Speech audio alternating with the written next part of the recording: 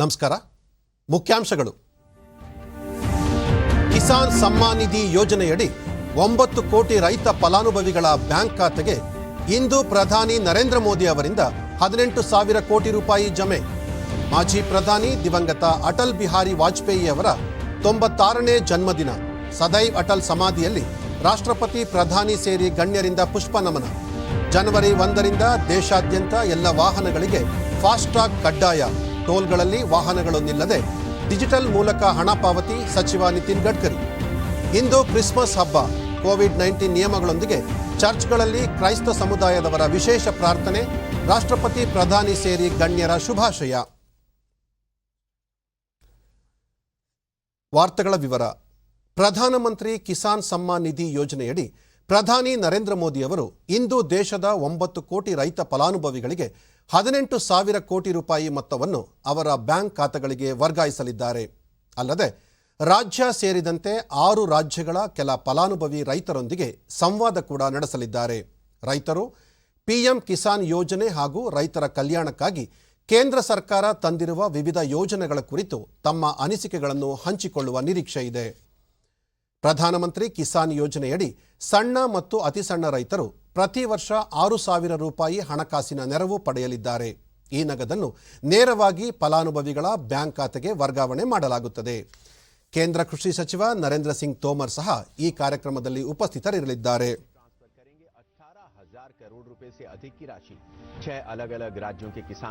ಇಂದು ಮಾಜಿ ಪ್ರಧಾನಿ ದಿವಂಗತ ಅಟಲ್ ಬಿಹಾರಿ ವಾಜಪೇಯಿ ಅವರ 96ನೇ ಜನ್ಮದಿನ.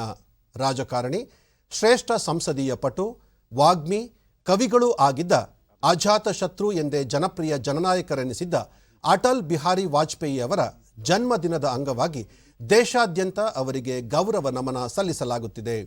ದೆಹಲಿಯ ರಾಷ್ಟ್ರೀಯ ಸ್ಮಾರಕ ಸ್ಥಳದಲ್ಲಿರುವ ಅಟಲ್ ಬಿಹಾರಿ ವಾಜಪೇಯಿ ಅವರ ಸದೈವ್ ಅಟಲ್ ಸಮಾಧಿಗೆ ಇಂದು ಬೆಳಗ್ಗೆ ರಾಷ್ಟ್ರಪತಿ ರಾಮನಾಥ್ ಕೋವಿಂದ್, ಪ್ರಧಾನಿ ನರೇಂದ್ರ ಮೋದಿ, ರಕ್ಷಣಾ ಸಚಿವ ರಾಜನಾಥ್ ಸಿಂಗ್, ಲೋಕಸಭಾ ಸ್ಪೀಕರ್ ಓಂ ಬಿರ್ಲಾ, ಗೃಹ ಸಚಿವ ಅಮಿತ್ ಶಾ ಹಾಗೂ ವಾಜಪೇಯಿ ಅವರ ಕುಟುಂಬ ಸದಸ್ಯರು ಮತ್ತು ಇನ್ನಿತರ ಗಣ್ಯರು ಪುಷ್ಪ ನಮನ ಸಲ್ಲಿಸಿ ಗೌರವ ಅರ್ಪಿಸಿದರು.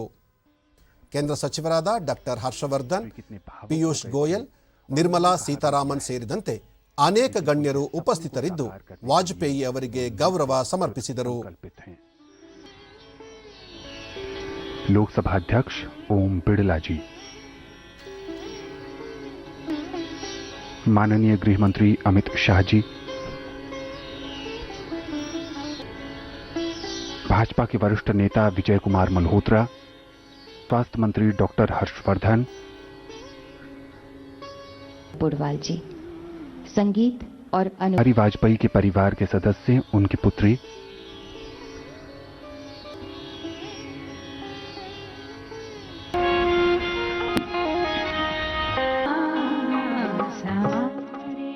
ಖ್ಯಾತ ಗಾಯಕಿ ಅನುರಾಧಾ ಪೌಡ್ವಾಲ್ ಅವರು ರಾಷ್ಟ್ರೀಯ ಸ್ಮಾರಕ ಸ್ಥಳದಲ್ಲಿ ವಾಜಪೇಯಿ ಅವರಿಗಾಗಿ ಸ್ವರಾಂಜಲಿ ಅರ್ಪಿಸಿದರು.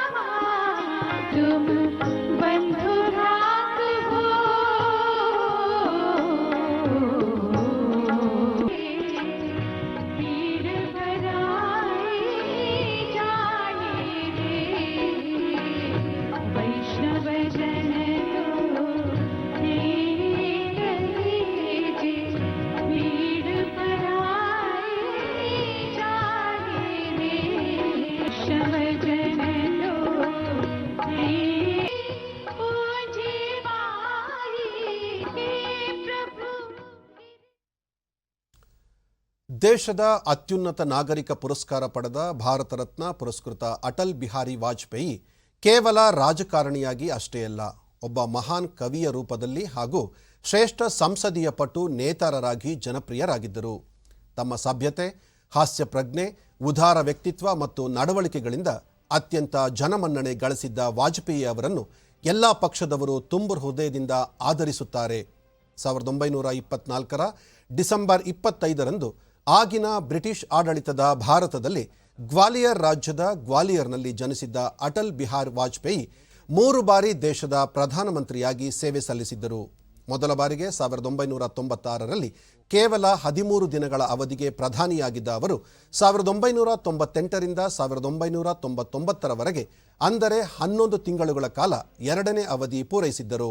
ಬಳಿಕ 1999ರಿಂದ 2004ರವರೆಗೆ ಪೂರ್ಣ ಅವಧಿಗೆ ದೇಶದ ಪ್ರಧಾನಿಯಾಗಿ ಮೂರನೇ ಬಾರಿಗೆ ಸೇವೆ ಸಲ್ಲಿಸುವ ಮೂಲಕ ಅನೇಕ ಮಹತ್ವದ ಯೋಜನೆಗಳನ್ನು ಜಾರಿಗೊಳಿಸಿದರು.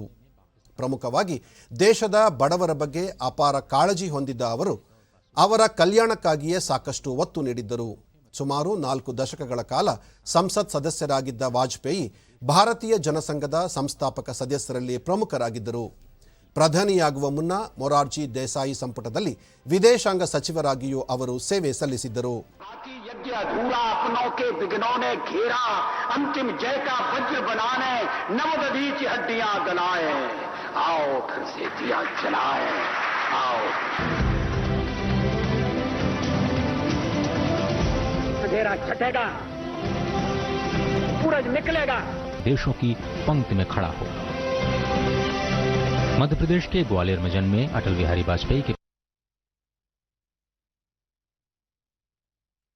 ಅವರೊಬ್ಬ ಕವಿ, ಪತ್ರಕರ್ತ, ವಾಗ್ಮಿ, ಚಿಂತಕ, ದಾರ್ಶನಿಕ, ರಾಜಕಾರಣಿಯಾಗಿದ್ದ ಅಟಲ್ ಬಿಹಾರಿ ವಾಜಪೇಯಿ ಅವರ ಜನ್ಮದಿನದ ಅಂಗವಾಗಿ ಇಂದು ಅನೇಕ ಗಣ್ಯರು ಶುಭಾಶಯ ಕೋರಿದ್ದಾರೆ.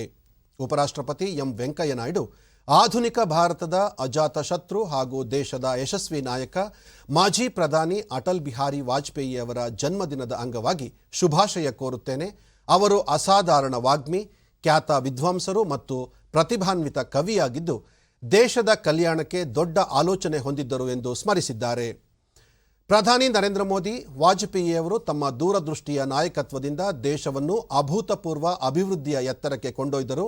ಸಶಕ್ತ ಮತ್ತು ಸಮೃದ್ಧ ಭಾರತದ ನಿರ್ಮಾಣ ಮಾಡಲು ಅವರು ಮಾಡಿದ ಪ್ರಯತ್ನಗಳು ಯಾವಾಗಲೂ ನೆನಪಿನಲ್ಲಿ ಉಳಿಯುತ್ತವೆ ಎಂದು ಟ್ವೀಟ್ ಮಾಡಿದ್ದಾರೆ.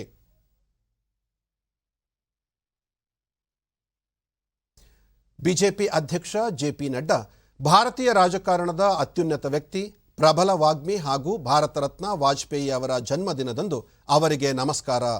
ದೇಶಕ್ಕೆ ಸಮರ್ಪಿತವಾದ ಅವರ ಜೀವನದಿಂದ ಸ್ಫೂರ್ತಿ ಪಡೆದು ಅವರ ಜನ್ಮ ದಿನಾಚರಣೆಯನ್ನು ಉತ್ತಮ ಆಡಳಿತ ದಿನ ಎಂದು ಆಚರಿಸುವ ಮೂಲಕ ಜನರ ಕಲ್ಯಾಣಕ್ಕೆ ಬದ್ಧರಾಗಿರೋಣ ಎಂದು ತಮ್ಮ ಸಂದೇಶದಲ್ಲಿ ತಿಳಿಸಿದ್ದಾರೆ.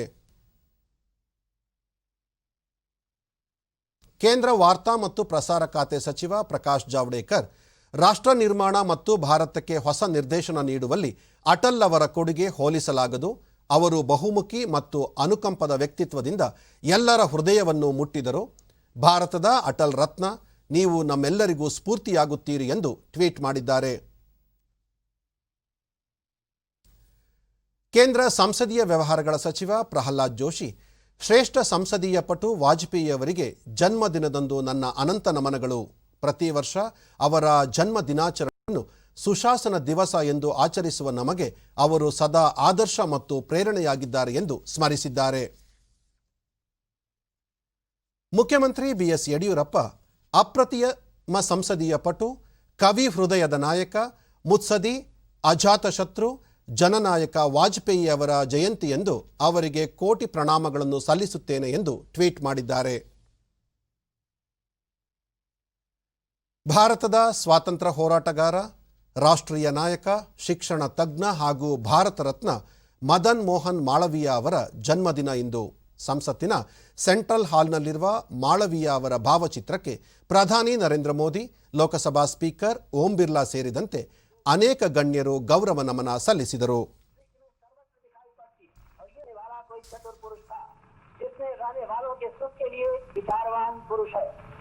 अब हम अपने शरीर की ओर देखें।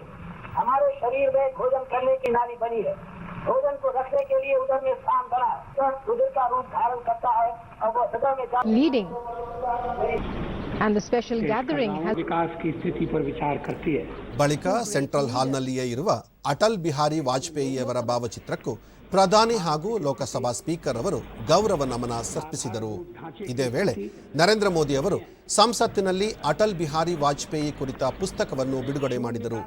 ಲೋಕಸಭಾ ಕಾರ್ಯಾಲಯ ಈ ಪುಸ್ತಕವನ್ನು ಪ್ರಕಟಿಸಿದ್ದು, ಅಟಲ್ ಬಿಹಾರಿ ವಾಜಪೇಯಿಯವರ ಜೀವನದ ಪ್ರಮುಖ ಘಟ್ಟಗಳನ್ನು ಇದರಲ್ಲಿ ಮುದ್ರಿಸಲಾಗಿದೆ. ವಾಜಪೇಯಿಯವರ ಸಾರ್ವಜನಿಕ ಜೀವನದ ಕೆಲವು ವಿಶೇಷ ಛಾಯಾಚಿತ್ರಗಳನ್ನು ಸಹ ಈ ಪುಸ್ತಕ ಒಳಗೊಂಡಿದೆ.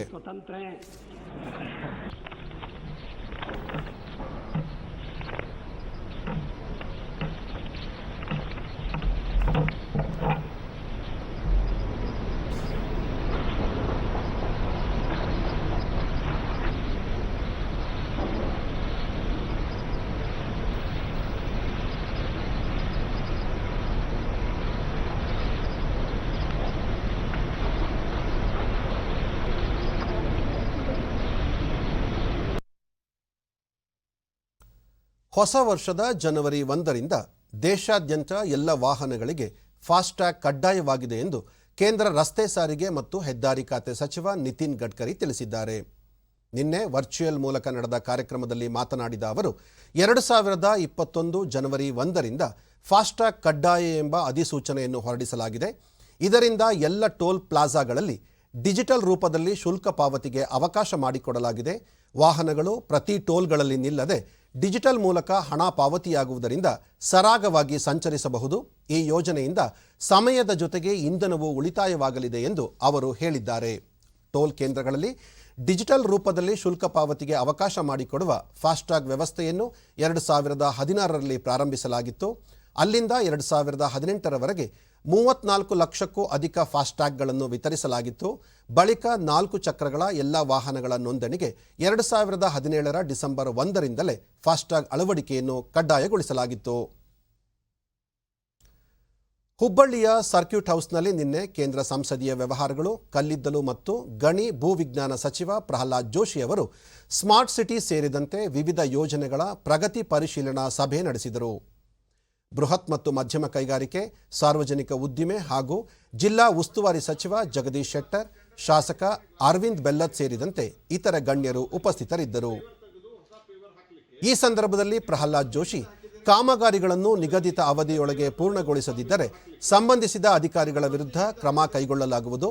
ಅಲ್ಲದೆ ಕಾಮಗಾರಿಗಳಲ್ಲಿ ಗುಣಮಟ್ಟ ಕಾಪಾಡಿಕೊಳ್ಳುವಂತೆಯೂ ಸೂಚಿಸಿದರು. ಎಷ್ಟಾಗಿದೆ ಏನು ಅಂತ ಹೇಳಿ ಎಷ್ಟು ಎಸ್ಟಿಮೇಟ್ ಅದು ಕೊಟ್ಟಿದ್ದಾರೆ, ಸ್ವಲ್ಪ ಥರ್ಡ್ ಪಾರ್ಟಿ ಚೆಕ್ ಮಾಡಿಸ್ರಿ ಬೀಡು ಕಾಲೇಜ್ಗೆ ಹೇಳಿ. ವಾಟ್ ಈಸ್ ಹ್ಯಾಪನಿಂಗ್ ಅಂತ ನಂಗೆ really I am not able to understand that. Amrut ಯೋಜನೆ ಇಂಪ್ಲಿಮೆಂಟೇಷನ್ ಮಾಡ್ತದೆ, ತೋಳಂಕೆರೆಗೆ ಅಲ್ಲಿ ಗಟರ್ ನೀರು ಹೋಗ್ತದೆ, ನಾಚಿಕ್ ಬರಲ್ಲ ನಿಮ್ಗೆ? ಆ ಡಿಪಾರ್ಟ್ಮೆಂಟ್ आप क्या करते हैं डिपार्टमेंट देख के? 2 महीना होगा, 2 महीने से चल रहा है ना, देखा है नहीं देखा है? ಏನ್ ಮಾಡ್ತೀರಿ ಅಂತಂದ್ರೆ ನೀವೇನಿದ್ದೀರಿ? Chief engineer. What is this nonsense it is happening? ಅಂದ್ರೆ ಯಾಕೆ ಅಲ್ಲಿ ನಾವು ವಿಸಿಟ್ ಮಾಡೋ ತನಕ ಅಲ್ಲೇ ನಿಮ್ಗೆ ಆ ಕೆರಿಗೆ UGD ನೀರು ಹೋಗೋದು ಅದು ಗೊತ್ತಾಗೋದಲ್ಲ. ಈಗೆಲ್ಲ 5 ಅಂತಸ್ತು ಮಾಡಿದ್ರೆ ಅಲ್ಲಿ. ಬಳಿಕ ಸುದ್ದಿಗಾರರೊಂದಿಗೆ ಅವರು ಸ್ಮಾರ್ಟ್ ಸಿಟಿ ಯೋಜನೆಯಲ್ಲಿ ಈಗಾಗಲೇ ಕಾಮಗಾರಿಗಳಿಗೆ 40 ಕೋಟಿ ರೂಪಾಯಿ ಅನುದಾನ ನೀಡಲಾಗಿದೆ. ಉಳಿದಂತೆ ಹೆಚ್ಚುವರಿ ಅನುದಾನ ನೀಡಲು ಪ್ರಯತ್ನಿಸಲಾಗುವುದು ಎಂದರು. ನಗರದಲ್ಲಿ ಮೇಲ್ಸೇತುವೆ ನಿರ್ಮಾಣ ಕಾಮಗಾರಿ ಕುರಿತು ಏರ್ಪಟ್ಟಿರುವ ಸಮಸ್ಯೆ ಬಗೆಹರಿಸಿ ಶೀಘ್ರವೇ ಪೂರ್ಣಗೊಳಿಸುವಂತೆ ಅಧಿಕಾರಿಗಳಿಗೆ ಸೂಚನೆ ನೀಡಲಾಗಿದೆ. ಈ ಸಂಬಂಧ ಮತ್ತೆ 15 ದಿನಗಳ ನಂತರ ಮತ್ತೊಂದು ಸಭೆ ನಡೆಸಲಾಗುವುದು ಎಂದು ಹೇಳಿದರು.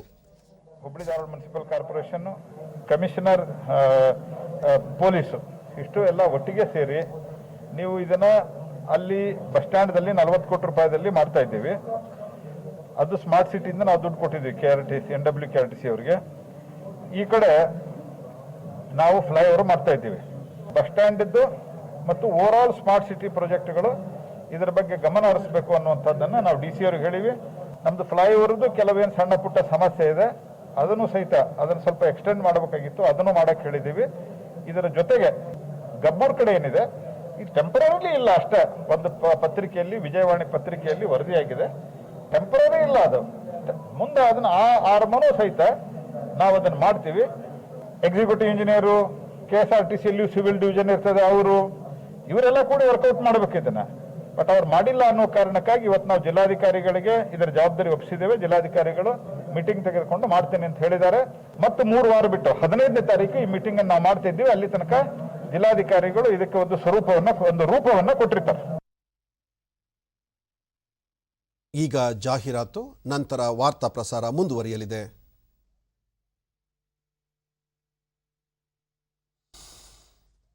ಆ ವಿಶಾಲ್ ಇದನ್ನಲ್ಲ, ಒಂದೆಲ್ಲ ಸರಿಯಾಗಿ ನಡೆಯುತ್ತೆ. ನಿನ್ನೆ ಅವನ ಬ್ಯಾಂಕ್ ಅಕೌಂಟ್ ನಲ್ಲಿ 15,000 ರೂಪಾಯಿ ಫ್ರಾಡ್ ಆಯ್ತು ಗೊತ್ತಾ?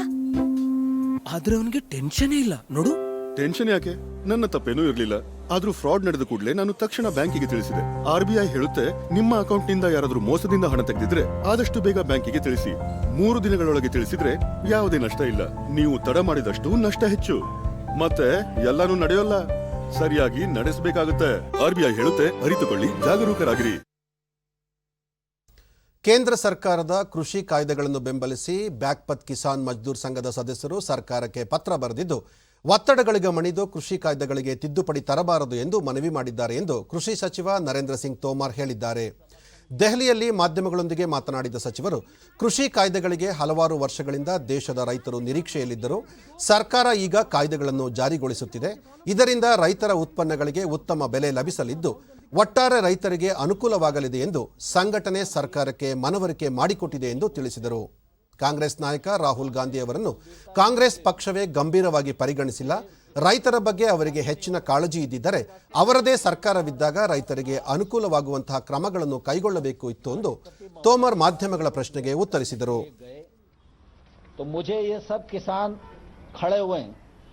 मैंने इनसे पूछा तो उन्होंने कहा कोई दस्तखत कराने नहीं आया कांग्रेस का आदमी और किसी किसान ने दस्तखत नहीं किए. दूसरा, अगर राहुल गांधी को इतनी किसानों की चिंता थी तो जब उनकी सरकार थी तो सरकार के माध्यम से कुछ न कुछ किसानों के लिए कर सकते थे. कांग्रेस का हमेशा से चरित्र किसान विरोधी रहा है. दूसरा, ये तीनों बिल के बारे में 2019 के घोषणा पत्र में राहुल गांधी ने कहा था कि हम सरकार में आएंगे तो APMC को खत्म करेंगे, बिना टैक्स के किसान की फसल की खरीद फरोख्त हो ये सुनिश्चित करेंगे, कॉन्ट्रैक्ट फार्मिंग को बढ़ावा दिया जाएगा और एसेंशियल कमोडिटी एक्ट को समाप्त करके उसको नया बनाया जाएगा. ದೇಶಾದ್ಯಂತ ಇಂದು ಕ್ರಿಸ್ಮಸ್ ಹಬ್ಬದ ಸಂಭ್ರಮ ಮನೆ ಮಾಡಿದೆ. ಕ್ರೈಸ್ತ ಸಮುದಾಯದವರು ಬೆಳಗ್ಗೆಯಿಂದಲೇ ಚರ್ಚ್ಗಳಿಗೆ ತೆರಳಿ ವಿಶೇಷವಾಗಿ ಧಾರ್ಮಿಕ ಪ್ರಾರ್ಥನೆ ಸಲ್ಲಿಸುತ್ತಿದ್ದಾರೆ. ಕೋವಿಡ್-19 ನಿಯಮಗಳ ಸೂಕ್ತ ಪಾಲನೆಯೊಂದಿಗೆ ಎಲ್ಲ ಚರ್ಚ್ಗಳಲ್ಲಿ ಕ್ರೈಸ್ತ ಸಮುದಾಯದವರು ವಿಶೇಷ ಪ್ರಾರ್ಥನೆ ಸಲ್ಲಿಸಿ ಶುಭಾಶಯ ವಿನಿಮಯ ಮಾಡಿಕೊಳ್ಳುತ್ತಿದ್ದಾರೆ. हालांकि कोरोना के सबब चर्च में भीड़ भाड़ काफी कम है और लोग सामाजिक दूरी के ज़ाब्तों पर अमल करते हुए त्यौहार मना रहे हैं. कोरोना के सबब कई मुल्कों में क्रिसमस तक लॉकडाउन लगा दिया गया है. दूसरी तरफ सिक्योरिटी के लिहाज से मुताबिक क्रिसमस की रिवायती दुआओं का एहतमाम किया गया. क्रिसमस के जश्न का आगाज हो गया है. सभी शहर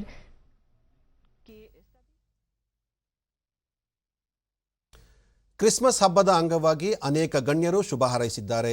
ರಾಷ್ಟ್ರಪತಿ ರಾಮನಾಥ್ ಕೋವಿಂದ್, ಕ್ರಿಸ್ಮಸ್ ಹಬ್ಬವು ಶಾಂತಿ ಮತ್ತು ಸಮೃದ್ಧಿಯನ್ನು ಪೋಷಿಸುತ್ತದೆ, ಸಮಾಜದಲ್ಲಿ ಸಾಮರಸ್ಯ ಬಲಪಡಿಸಲು ಸಹಾಯ ಮಾಡಲಿದ್ದು ಪ್ರೀತಿ, ಸಹಾನುಭೂತಿ ಮತ್ತು ದಾನದ ಬಗ್ಗೆ ಕ್ರಿಸ್ತನ ಬೋಧನೆಗಳನ್ನು ಅನುಸರಿಸೋಣ ಎಂದು ಹೇಳಿದ್ದಾರೆ. ಉಪರಾಷ್ಟ್ರಪತಿ ವೆಂಕಯ್ಯ ನಾಯ್ಡು ದೇಶದ ನಾಗರಿಕರಿಗೆ ಕ್ರಿಸ್ಮಸ್ ಹಬ್ಬದ ಶುಭಾಶಯಗಳು. ಕರ್ತನಾದ ಯೇಸು ಕ್ರಿಸ್ತನ ಜನನವನ್ನು ಆಚರಿಸುವಾಗ ಆತನು ತೋರಿಸಿದ ಸಹಾನುಭೂತಿ, ದಯೆ ಮತ್ತು ಕ್ಷಮೆಯ ಗುಣಗಳನ್ನು ನಾವು ಸಹ ಅನುಸರಿಸಬೇಕು ಎಂದು ಟ್ವೀಟ್ ಮಾಡಿದ್ದಾರೆ. ಪ್ರಧಾನಿ ನರೇಂದ್ರ ಮೋದಿ, ಭಗವಾನ್ ಕ್ರಿಸ್ತನ ಜೀವನ ಮತ್ತು ತತ್ವಗಳು ವಿಶ್ವದಾದ್ಯಂತ ಜನರಿಗೆ ಶಕ್ತಿಯನ್ನು ನೀಡುತ್ತವೆ. ಅವರ ಮಾರ್ಗವು ನ್ಯಾಯಯುತ ಮತ್ತು ಅಂತರ್ಗತ ಸಮಾಜವನ್ನು ನಿರ್ಮಿಸುವ ದಾರಿ ತೋರಿಸುತ್ತಿರಲಿ. ಎಲ್ಲರೂ ಸಂತೋಷ ಮತ್ತು ಆರೋಗ್ಯದಿಂದಿರಲಿ ಎಂದು ತಮ್ಮ ಸಂದೇಶದಲ್ಲಿ ತಿಳಿಸಿದ್ದಾರೆ. ಮುಖ್ಯಮಂತ್ರಿ BS ಯಡಿಯೂರಪ್ಪ ಎಲ್ಲ ಕ್ರೈಸ್ತ ಬಾಂಧವರಿಗೆ ಕ್ರಿಸ್ಮಸ್ ಹಬ್ಬದ ಹಾರ್ದಿಕ ಶುಭಾಶಯಗಳು. ಕೊರೋನಾ ಪರಿಸ್ಥಿತಿ ಹಿನ್ನೆಲೆಯಲ್ಲಿ ಈ ಬಾರಿ ಸೀಮಿತ ಆಚರಣೆಗಳಿರಲಿ, ಮಾಸ್ಕ್ ಧರಿಸಿ, ಭೌತಿಕ ಅಂತರ ಕಾಪಾಡಿಕೊಂಡು ಕಡ್ಡಾಯವಾಗಿ ಪಾಲಿಸಿ ಎಂದು ಟ್ವೀಟ್ ಮಾಡಿದ್ದಾರೆ. ಕೋವಿಡ್-19 ನಿಯಮ ಪಾಲನೆಯೊಂದಿಗೆ ರಾಜ್ಯಾದ್ಯಂತ ಇಂದು ಕ್ರಿಸ್ಮಸ್ ಹಬ್ಬವನ್ನು ಶ್ರದ್ಧಾ ಭಕ್ತಿಯಿಂದ ಸರಳವಾಗಿ ಆಚರಿಸಲಾಗುತ್ತಿದೆ. ಚರ್ಚ್ಗಳಿಗೆ ಬಣ್ಣ ಬಣ್ಣದ ವಿದ್ಯುತ್ ದೀಪಗಳಿಂದ ಅಲಂಕಾರ ಮಾಡಲಾಗಿದ್ದು ಯೇಸು ಕ್ರಿಸ್ತನ ಜನನದ ಸಂದೇಶ ಸಾರುವ ದೃಶ್ಯಾವಳಿಗಳ ಗೋಧೂಳಿಗಳನ್ನು ನಿರ್ಮಿಸಲಾಗಿದೆ. ಕ್ರಿಸ್ತನ ಜನನದ ನಾಟಕಗಳು, ಆತನ ಸಂದೇಶ ಸಾರುವ ಕುರಿತ ಸಾಂಸ್ಕೃತಿಕ ಕಾರ್ಯಕ್ರಮಗಳನ್ನು ಆಯೋಜಿಸಲಾಗಿದೆ.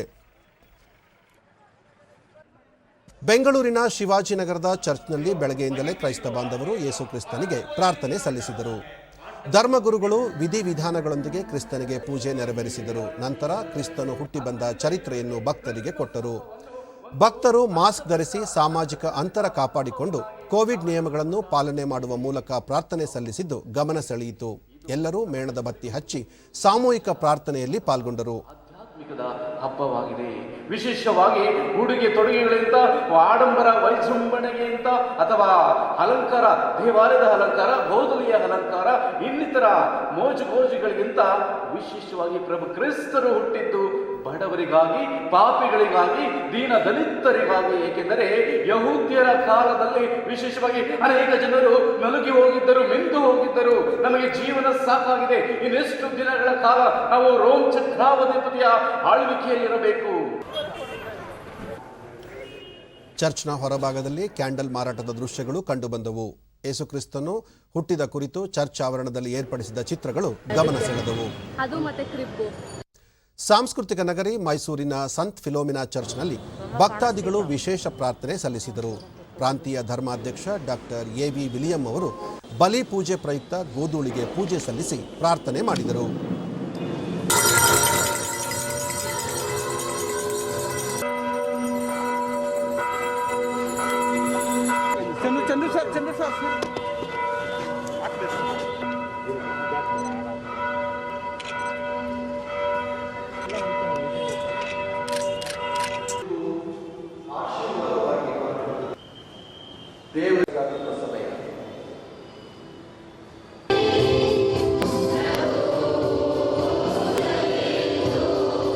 ಎಲ್ಲರಿಗಾಗಿಯೂ ನಾವು ಪ್ರಾರ್ಥನೆ ಮಾಡಿ. ಡಿಡಿ ನ್ಯೂಸ್ನೊಂದಿಗೆ ಡಾಕ್ಟರ್ ಎ.ವಿ. ವಿಲಿಯಂ ಸರ್ಕಾರದ ಆದೇಶದ ಪ್ರಕಾರ ಕೋವಿಡ್ ನಿಯಮಗಳನ್ನು ಪಾಲನೆ ಮಾಡುವ ಮೂಲಕ ಕ್ರಿಸ್ತನ ಜನ್ಮದಿನವನ್ನು ಆಚರಿಸಲಾಗುತ್ತಿದೆ.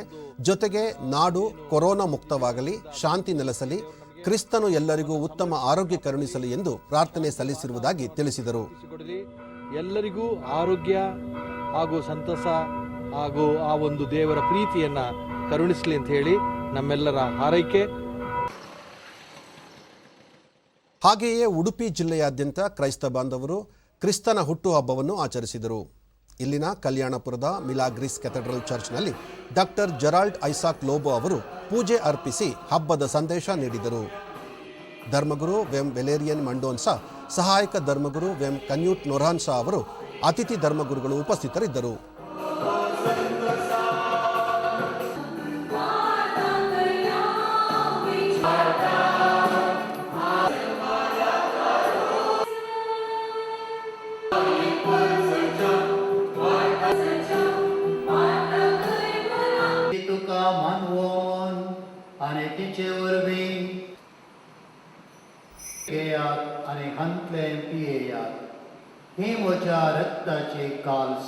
ಪಾಲ್ಗೊಳ್ಳಲು ದೇವಾಲಯಗಳಲ್ಲಿ ಬಳಿಕ ಉಡುಪಿಯ ಧರ್ಮ ಪ್ರಾಂತ್ಯದ ಧರ್ಮಾಧ್ಯಕ್ಷ ವಂದನೀಯ ಡಾಕ್ಟರ್ ಜೆರಾಲ್ಡ್ ಐಸಾಕ್ ಲೋಬೋ ಕೋವಿಡ್-19 ಕಷ್ಟಕಾಲದ ನಡುವೆಯೂ ಕ್ರಿಸ್ತನ ಭಕ್ತರು ಉತ್ಸಾಹದಿಂದ ಹಬ್ಬ ಆಚರಿಸುತ್ತಿದ್ದಾರೆ. ದೇವರು ಮಾನವನಾದ ಹಬ್ಬ ಇದಾಗಿದ್ದು ನಾಡಿನಲ್ಲಿ ಶಾಂತಿ ಸಮಾಧಾನ ನೆಲೆಸಿ ಕ್ರಿಸ್ತನ ಆಶೀರ್ವಾದ ಎಲ್ಲರ ಮೇಲೆ ಇರಲಿ ಎಂದು ಶುಭ ಹಾರೈಸಿದರು. ಈ ಮೂಲಕ ಜನರ ರಕ್ಷಣೆ ವಿಮೋಚನೆ ಆಗಬೇಕೆಂಬುದೇ ಅವರ ಮುಖ್ಯ ಉದ್ದೇಶ. ಕರಾವಳಿಯ ಮಂಗಳೂರಿನಲ್ಲಿ ನಿನ್ನೆ ರಾತ್ರಿ ಕ್ರೈಸ್ತನ ಹುಟ್ಟುಹಬ್ಬವನ್ನು ಕ್ರೈಸ್ತ ಬಾಂಧವರು ವಿವಿಧ ಚರ್ಚ್ಗಳಲ್ಲಿ ಸಾಮೂಹಿಕ ಪ್ರಾರ್ಥನೆ ಸಲ್ಲಿಸುವ ಮೂಲಕ ಆಚರಣೆ ಮಾಡಿದರು.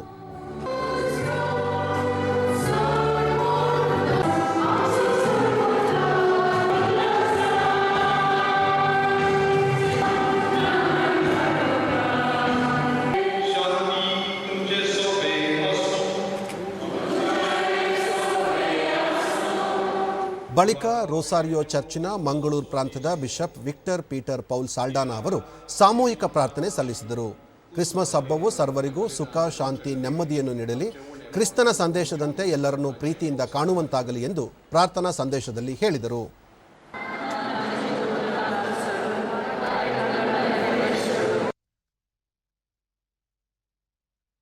ಕೊರೋನಾ ಆತಂಕದ ನಡುವೆ ಕ್ರಿಸ್ಮಸ್ ಹಾಗೂ ಹೊಸ ವರ್ಷದ ಅಂಗವಾಗಿ ಪ್ರತಿ ವರ್ಷದಂತೆ ಬೆಂಗಳೂರಿನ ಸೆಂಟ್ ಜೋಸೆಫ್ ಇಂಡಿಯನ್ ಹೈಸ್ಕೂಲ್ ಮೈದಾನದಲ್ಲಿ ಕೇಕ್ ಶೋ ನಡೆಯುತ್ತಿದೆ. ಜನವರಿ 3ರವರೆಗೆ ಕೇಕ್ ಶೋ ನಡೆಯಲಿದ್ದು ತರಾವರಿ ಕೇಕ್ ಕಲಾಕೃತಿಗಳು ಗಮನ ಸೆಳೆಯುತ್ತಿವೆ. ಕೊರೋನಾ ಆತಂಕದ ನಡುವೆ ನಡೆಯುತ್ತಿರುವ ಈ ಪ್ರದರ್ಶನದಲ್ಲಿ ಸಾಂಕ್ರಾಮಿಕ ನಿಯಂತ್ರಣ ಜಾಗೃತಿಯನ್ನು ಮೂಡಿಸುತ್ತಿರುವುದು ವಿಶೇಷವಾಗಿದೆ. ಕೊರೋನಾ ವೈರಸ್ ಕೇಕ್ ಕಲಾಕೃತಿಯು ನೋಡುಗರನ್ನು ಆಕರ್ಷಿಸುತ್ತಿದೆ.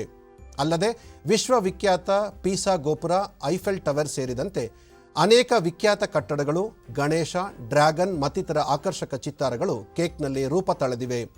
ಆಕರ್ಷಕ ಕೇಕ್ ಕಲಾಕೃತಿಗಳ ಮುಂದೆ ಜನರು ಸೆಲ್ಫಿ ತೆಗೆದುಕೊಂಡು ಸಂಭ್ರಮಿಸುತ್ತಿರುವ ದೃಶ್ಯ ಸಾಮಾನ್ಯವಾಗಿದೆ.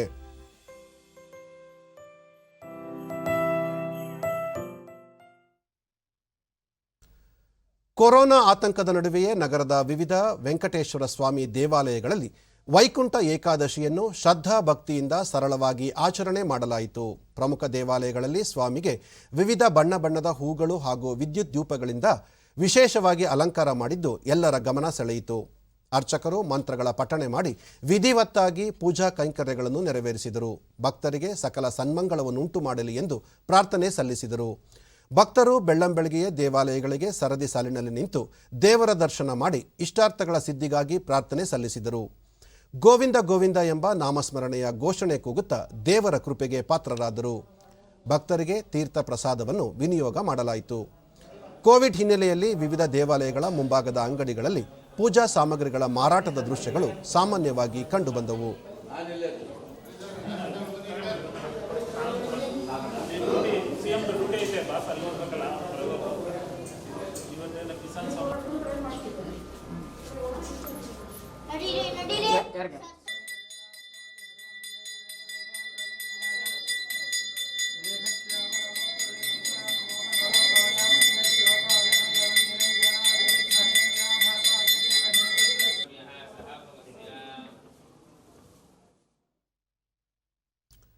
ಈಗ ಇಂದಿನ ಪತ್ರಿಕೆಗಳ ಇಣುಕು ನೋಟ. ರಾತ್ರಿ ಕರ್ಫ್ಯೂ ಇಲ್ಲ, ಸಾರ್ವಜನಿಕ ಅಭಿಪ್ರಾಯಕ್ಕೆ ಮನ್ನಣೆ, ಸ್ವಯಂ ನಿರ್ಬಂಧಕ್ಕೆ ಕರೆ.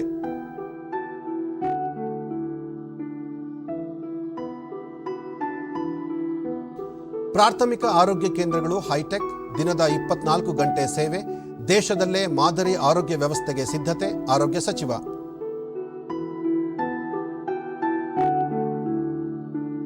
ಎಪಿಎಂಸಿ ಬಲವರ್ಧನೆ, ಬೆಂಗಳೂರು ಜಿಲ್ಲಾ ಪ್ರಶಸ್ತಿ ಪ್ರದಾನ ಸಮಾರಂಭದಲ್ಲಿ ಸಚಿವ ಸೋಮಶೇಖರ್. ಎಲ್ಲ ಜಿಲ್ಲೆಗಳಲ್ಲಿ ಕೋಲ್ಡ್ ಸ್ಟೋರೇಜ್ ಘಟಕ, ಸೆಸ್ ಸಂಗ್ರಹದ ಬಗ್ಗೆ ಡಿಸೆಂಬರ್ 28ಕ್ಕೆ ತೀರ್ಮಾನ. ನಿಮ್ಮ ಬಳಿಗೆ ಲಸಿಕೆ ಟ್ರಕ್, ಲಸಿಕೆ ವಿತರಣೆಗೆ ರಾಜ್ಯ ಸನ್ನದ್ಧ, ಅತ್ಯಾಧುನಿಕ ವ್ಯವಸ್ಥೆ ಇರುವ ಟ್ರಕ್ಗಳು ರೆಡಿ.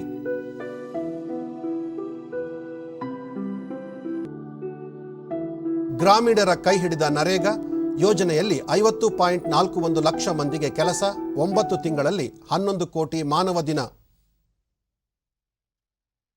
ಕೊನೆಯಲ್ಲಿ ಮತ್ತೊಮ್ಮೆ ಮುಖ್ಯಾಂಶಗಳು.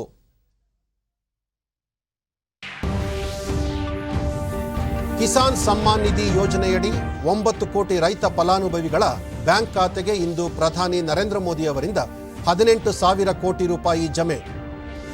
ಮಾಜಿ ಪ್ರಧಾನಿ ದಿವಂಗತ ಅಟಲ್ ಬಿಹಾರಿ ವಾಜಪೇಯಿ ಅವರ 96ನೇ ಜನ್ಮದಿನ, ಸದೈವ್ ಅಟಲ್ ಸಮಾಧಿಯಲ್ಲಿ ರಾಷ್ಟ್ರಪತಿ, ಪ್ರಧಾನಿ ಸೇರಿ ಗಣ್ಯರಿಂದ ಪುಷ್ಪ ನಮನ.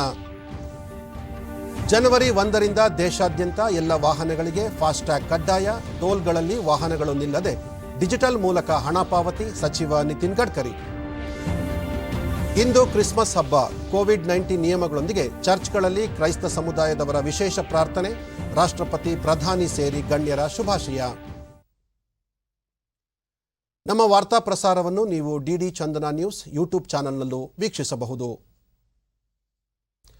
ಇನ್ನು ಕೆಲವೇ ಕ್ಷಣಗಳಲ್ಲಿ ಪ್ರಧಾನಿ ನರೇಂದ್ರ ಮೋದಿ ಅವರು ಕಿಸಾನ್ ಸಮ್ಮಾನ್ ಯೋಜನೆಯ ಫಲಾನುಭವಿಗಳ ಖಾತೆಗೆ ಹಣ ಜಮೆ ಮಾಡುವ ಕಾರ್ಯಕ್ರಮದ ನೇರ ಪ್ರಸಾರ ಚಂದನ ವಾಹಿನಿಯಲ್ಲಿ ಬಿತ್ತರವಾಗಲಿದೆ. ನಮ್ಮ ಮುಂದಿನ ವಾರ್ತಾ ಪ್ರಸಾರ ಮಧ್ಯಾಹ್ನ 1 ಗಂಟೆಗೆ ಡಿಡಿ ಚಂದನದಲ್ಲಿ. ನಮಸ್ಕಾರ.